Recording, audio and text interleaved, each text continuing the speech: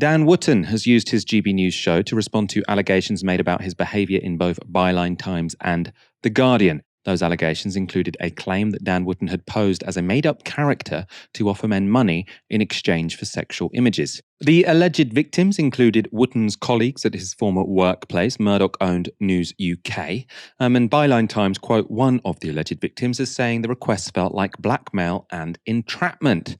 Byline say they have identified 5 co-conspirators along with around a dozen victims. This was part of Wootton's response. I, like all fallible human beings, have made errors of judgment in the past, but the criminal allegations being made against me are simply untrue. I would like nothing more than to address those spurious claims. I could actually spend the next 2 hours doing so, but on the advice of my lawyers, I cannot comment further. But I have been thinking much over the past few days about the current state of social media, where any allegation can be made in an attempt to get someone cancelled, but it is impossible to defend yourself against thousands of trolls. That said, I am coming on air tonight with a lot of humility too. I think being in the middle of this witch hunt has made me think a lot about the sort of journalist and broadcaster I aspire to be. One focused on the massive political threats facing this country, not on personal attacks. I mean, who doesn't have regrets? Should I be cancelled for them many years later? Or do you accept that I have learned and changed? So that was an interesting statement. Dan Wootton says that like all fallible human beings, he has made mistakes, which to me reads as an indication he accepts that at least some of the reporting in Byline is true. And while he denies any criminal activity, he still hasn't denied he is behind the pseudonym Martin Branning. Now, that's the character who had been asking for sexual pics or asking for sexual pics in exchange for money. Now, as for his desire to be a better journalist, which you heard there, you'll be unsurprised to learn that the following 2 hours of Dan's show included a fawning interview with Neil Oliver, who called climate change a hoax, and another segment attacking Meghan Markle. So the idea he sort of turned up with humility and he's going to change as a person, I do not believe a word of it. Let's look at some more of Wootton's monologue. I do also note that there are dark forces out to try and take this brilliant channel down. Whether it's Nigel's bank account, which we're going to hear about from him soon, Patrick's Twitter, Jacob and Lee's ability to speak out, Calvin, who is also here tonight, his right to have religious views, or Lawrence speaking out against the entertainment establishment. We have all found ourselves under attack. And that's because GB News is the biggest threat to the establishment in decades. And they'll stop at nothing to destroy us. If you were the biggest threat to the establishment in decades, I don't think you would have attracted £20 million in venture capital. Now, venture capital doesn't fund channels it thinks will undermine their power. They fund channels they think will strengthen it, right? That's why there wasn't venture capital throwing £20 million into Novara Media when we got started, right? Because we don't campaign for the things which venture capital wants. In this case, funding GB News was a smart move, right? They are doing what venture capital wants. Nearly all the hosts on GB News want taxes slashed. The channel consistently defends the interests of fossil fuel giants by opposing climate action. And at least 4 of the channel's hosts are literal Tory MPs, and they have the cheek to call themselves anti-establishment. Dahlia, what do you think of Dan Wootton painting himself as a victim here?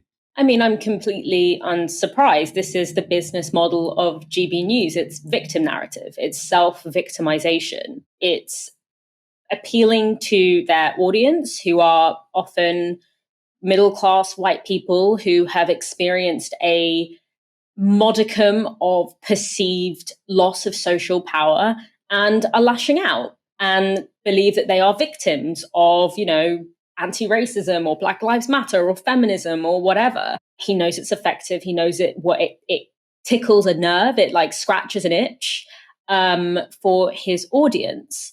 And of course, it's complete projection, because they call everyone else snowflakes and they call everyone else, subscribing to this victim narrative when really they are the CEOs of the victim narrative. But another part of this sort of projection that I find really funny, but actually quite sinister in many ways, is him saying that, this is just because dark forces, powerful forces are trying to bring down this channel. And so they're throwing all of these accusations at me. First of all, this is coming from like the Kim Kardashian, Kris Jenner playbook of PR, to take a scandal and instead of shying away from it or denying it, to like flip it on its head and use it to promote the narrative about yourself that you're always trying to push, which is that you're anti-establishment, even though materially you clearly are not. But it's also projection, because that is exactly what Dan Wootton and GB News were trying to do with the Hugh Edwards story. We know that it wasn't about any genuine belief about what Hugh Edwards may or may not have done, because when it comes to what the actual Sun was reporting on, the evidence that they had was very lightweight. Obviously, I don't know Hugh Edwards. I can't comment on his character. But when we're talking about the actual evidence that the Sun went off on, it was flimsy. What that story and egging that story on was about trying to discredit the BBC, to bring down the BBC, because the BBC have a large market capture of news broadcast media in this country, and the likes of GB News, The Sun, the Murdoch Press, etc., want to get rid of that so that they can fill that vacuum. Absolutely ridiculous, absolutely laughable, but actually a sinisterly savvy move. In a sense, because he took this scandal, he took this thing that is obviously deeply damaging information, and managed to weave it into this meta-narrative that GB News are trying to create, which is that I'm a victim, all of you watching me are victims, and these are the people who are victimizing you, liberal elites, migrants, racialized people, activists, Just Stop Oil people. So we're all victims, and we all, are harboring this victim mentality, the underside of which is often quite violent backlash, and also that we are anti-establishment. So it's an effective weaving in of what should be a very damaging scandal into the meta-narrative that they are trying to curate for themselves. And unfortunately, I do think a lot of their audience are probably going to buy it.